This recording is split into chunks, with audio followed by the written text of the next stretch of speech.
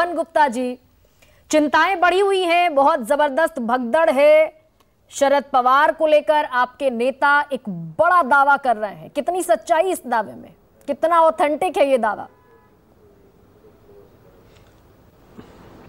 गरिमा जी, भगदड़ तो सिर्फ टीवी स्क्रीन पे दिखाई दे रही है, कोई भगदड़ नहीं है।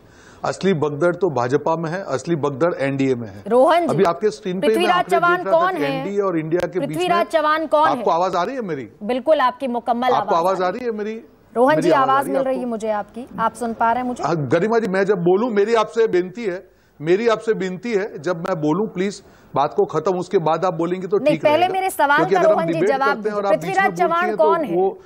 नहीं, आपने पहला सवाल उसका ही नहीं गरिमा जी, पर आप सवाल पूछिए तो जवाब तो सुनेंगी, उसके बाद दूसरा सवाल पूछेगी, राइट? आपने सवाल का ही जवाब दे रहा था, आपने कहा भगदड़ मची है कि नहीं, उसका मैं आपको जवाब दे रहा हूं।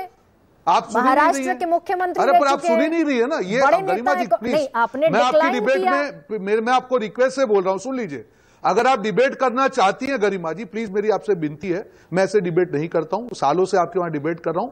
अगर आप सवाल पूछती हैं तो जवाब सुनिए, उसके बाद दूसरा सवाल रोहन जी, उसी का मैं आपको जवाब दे रहा हूं। भगदड़ एनडीए में है, क्योंकि उनको मालूम है कि जिस प्रकार से इंडिया का कुंभा, आप सुन लीजिए ना, उसके बाद पूछिए, आप बीच में मत बोलिए ना आप। अगर एनडीए में भगदड़ है, इसका रीजन है कि जो इंडिया जिस प्रकार से आगे बढ़ रहा है, जिस मणिपुर के इश्यू पे ये सरकार बात करने को तैयार नहीं थी संसद में, उस इश्यू पे उनको पूरी तरह से मजबूर होना पड़ा संसद में बात करना। इससे बड़ी इंडिया की जीत कोई नहीं हो सकती है। और आज आप एनडीए की बात करें, मुझे लगता है कि जनरली 7 बजे की डिबेट, आज जो इन्फ्लेशन का रेट बढ़ गया है, वोटिंग तक का इंतजार नहीं कर पाए रोहन गुप्ता। वॉकआउट करना नहीं पड़ा है, बिल्कुल नहीं, बिल्कुल नहीं करना। क्या जो हमारा इश्यू था खत्म हो गया। हमको मालूम था कि जो प्रधानमंत्री जी गरिमा जी आज 1 मिनट के लिए भी बोलने के तैयार नहीं थे, उनको मजबूर होना पड़ा, उनको अपनी हार को स्वीकार करना पड़ा, मजबूरी स्वीकार करना पड़ा कि मणिपुर को कंट्रोल नहीं कर पाए। उनके लिए इलेक्शन की स्पीच हो सकती है, हम वहां पे मणिपुर के बारे में सुनने आए थे, उनकी इलेक्शन स्पीच सुनने नहीं आए थे। और ये सरकार की मजबूरी है कि उनको मणिपुर में बात करनी पड़ी, और ये इससे बड़ी जीत क्या हो सकती है? इतनी बड़ी प्रभाव के बाद भी अगर उनको मणिपुर पे चर्चा करनी पड़ी, जो हमारा विपक्ष का एजेंडा था, हम सक्सेसफुल हो गए। और मुद्दे यहां पे क्या है गरिमा जी, आप बात कर रहे थे, मैं शुरुआत से देख रहा हूं, आप लैंड्स लेके एनडीए इंडिया की बातें कर रही हैं। आज इन्फ्लेशन का रेट बढ़ा हुआ है, बेरोजगारी का रेट और से और बढ़ता जा रहा है। आंकड़े देखिए आप किस प्रकार से आंकड़े आ रहे हैं। एनडीए का एक घटक दल है मणिपुर में, इसने एनडीए का विरोध किया, विश्वास प्रस्ताव में उनके खिलाफ वोट किया। इन मुद्दे पे भी डिबेट कीजिए। हकीकत में जो बौखलाहट और घबराहट है भाजपा में है, एनडीए में, क्योंकि उनको लगता है कि इंडिया को जितना भी नहीं, क्योंकि मणिपुर पर सबसे ज्यादा डिबेट अगर किसी ने क्या नहीं देखते हैं, अगर मणिपुर पर सबसे ज्यादा डिबेट की तो वो हमने की महंगाई पर, जातीय जनगणना पर, किसानों पर, एमएसपी पर। अगर सबसे ज्यादा डिबेट की तो मैं डंके की चोट पर दावे से ये बात कहती हूँ कि आप जितने पैनल में बैठते होंगे, बिल्कुल सबसे ज्यादा डिबेट हमने की। मैंने कहा मेरे प्रश्न का जवाब दीजिए। मैंने कहा ना कहा आपको, मैंने कहा ना। पृथ्वीराज चव्हाण जो दावा कर रहे हैं वो कितना सही और कितना गलत? देखिए गरिमा जी, मैं यहां पे पार्टी के ऑफिशियल प्रवक्ता के नाते बैठा हूं। आज दूध का दूध पानी का पानी हो जाए। आज कांग्रेस पार्टी ने क्लियरली कहा कि शरद पवार जी ने कहा है कि वो इंडिया के साथ रहेंगे, और हम यही एक्सपेक्ट कर रहे हैं कि इंडिया के साथ रहे। आप जानते हैं कि भाजपा का नियम है, साम दाम दंड भेद, कुछ भी प्रेशर करेंगे। पर आज जो इंडिया में जो लोग बैठे हैं, जो भी पार्टियां इंडिया में जुड़ी हुई है, सब लोग ये प्रेशर से ऊपर आज देश को बचाने के लिए जुड़े हैं। उसकी कीमत तो आपको भुगतनी पड़ेगी। जो लोगों की कीमत भुगतने को तैयार है, जनता उनके साथ खड़ी रहेगी। आज जनता भी क्यों समर्थन क्यों बढ़ रहा है धीरे धीरे इंडिया का, आज पार्टियां बढ़ती जा रही है, क्यों?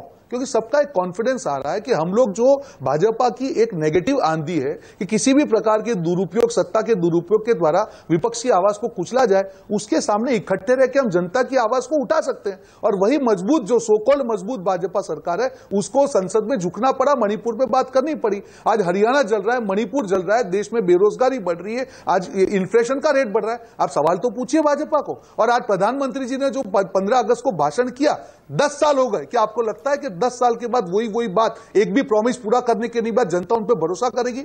जो परिवारजन और परिवारवाद की बात करते अजीत पवार को अपनी पार्टी में लेके बैठे हुए, विश्वसनीयता कहां पे है? जुमलों पे आप चुनाव नहीं जीत सकते हैं गरिमा जी। आपको अपनी जो विश्वसनीयता है, अपने जो भी किए गए वादों को पूरा करके पूरा करना पड़ेगा। एक भी वादा पूरा नहीं होता। अगर फिर भी आपको अति आत्मविश्वास है तो जनता ही आपको जनार्दन है। आज जनता के सामने एरोगेंस, घमंड नहीं चल सकता है गरिमा जी। आप काम कीजिए, जनता के ऊपर छोड़िए। जिताने वाली जनता जनार्दन है।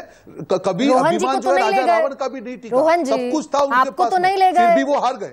अजीत पवार जाना चाहते होंगे इसलिए ले गए उनको।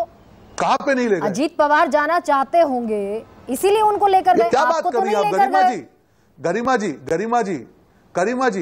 गरिमा जी क्या बोल रही हैं आप नेशनल टीवी पे क्या बात? नेशनल टीवी पर आपने कहा, आपने बीजेपी पर आरोप लगाया। क्या है आपकी बात का?